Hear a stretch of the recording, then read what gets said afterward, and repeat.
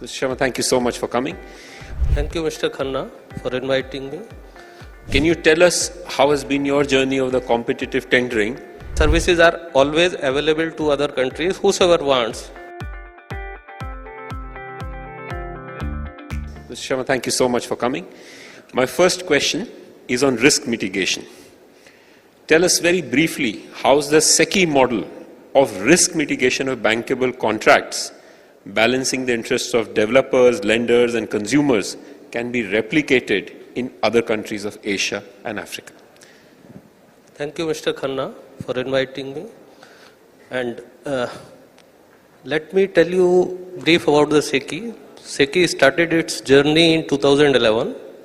I will be very brief, don't worry. And we became commercial company in 2015. In 2015, the installed solar capacity in India was 2.8 gigawatt.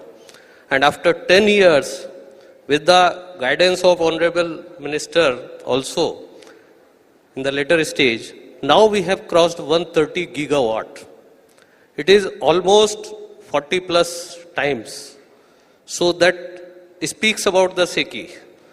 Regarding that risk mitigation, SECI is not only about the risk mitigation, it is about tendering company.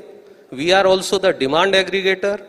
We are also market maker. We are also innovator because we are bringing out so many different kind of products in the market, be it solar, wind, hybrid, because we are not in solar energy.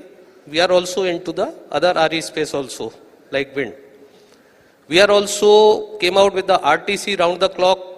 We are also assured peak power.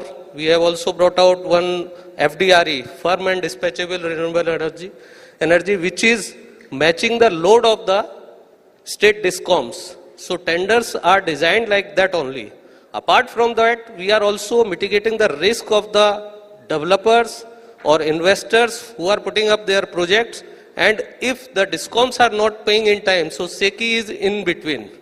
We are guaranteeing them to pay on time. We are proud to say that SECI, since its inception in 2011, we have not defaulted a single payment for a single day. Regarding that replication of that model, first and foremost is government or political will. So government and political will culminate into the policies, regulations like that. Apart from that, hand-holding and facilitating the developers, apart from mitigating the risk also. And result of this may be a kind of SECI formation in between. And that will also give them the tendering which is transparent enough, which is having clauses very, very clear regarding the obligations, regarding the qualifying requirements, which will give them a better playing field so that the many players can participate and get the competitive price. Apart from that, other clauses may also be included so that the force majeure clause, change in law clause in the political situation changes may happen, taxation may change. So those clauses should be incorporated so that the risks are mitigated. Apart from that, yes, payment security is the foremost, so that the developers and investors are risk-free. Once they have settled down with the tariff, they are risk-free for the rest of the life of the project so that they will get the payment on time. Thank you. Thank you. You talked about competitive tendering, and that is a question a lot of countries who are our members have been asking. Can you tell us how has been your journey of the competitive tendering, especially the importance of reverse auction and other mechanisms? And briefly, you talked about FDRE and round the clock. If you can explain that as well. And what will it take for that service or expertise of SECI to be available to member countries? Yeah, first I will answer the last question. That is, services are always available to other countries, whosoever wants. And that too, right now I can say if it is a kind of a consultancy type of a thing, at a minimal base rate or maybe free of cost we can provide. No issues. Regarding that, how our journey started and FDRE tenders. FDRE is firm and dispatchable. Basically, on hourly basis, we are meeting the demand from the off-takers. So the tenders and the developer has to design technically the tender, and maybe they have to put up 3 to 4 times capacity of the renewable energy so that they can meet the demand of the off-taker on hourly basis. And one more thing, we are proud to say that we have discovered one FDRE tender for Delhi, and the prices came to approximately $5.5 per unit. And if you compare with the present thermal or fossil fuel energies, so that is cheaper than that. Apart from that, these prices are fixed for 25 years. And whereas in thermal projects, the escalation clauses are there, operating cost is going high in days to come. So these are very, very competitive, and we have shown and proved that the thermal energy can be replaced by renewable energy. Great. Let me ask a question on aggregation again. Can you tell us how do you aggregate demand, and what has been the experience of aggregating demand from states from where you started and where you are now? Initially, we started to bring out the tenders without assessing the demand from the customers. Initially, we started like that. And based on the discovery right now also, the final decision by the DISCOM or off-taker is taken what the tariff is discovered after that.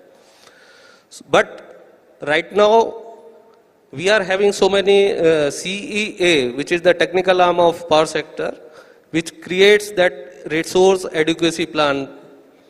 So from there, we can get that which state is going to buy how much power, what is the demand is going to happen in next 2-3 years. So one data we capture from there. Secondly, RPO obligation. Government of India has come out with the RPO obligation kind of a thing, which state has to buy a certain portion from the renewable energy. Third thing, our team is always in touch with the state DISCOMs. What is their requirement? So based on that, we come out with the tendering. And one thing we take it considered decision, if the demand is say 3,000 or 4,000 megawatt, so we don't bring out one tender for the whole demand. We keep it low, maybe 1,200 megawatt or so that the competition will be created and the value for the money for the off-takers will be there, so that the competitive tariffs are discovered. Thank you.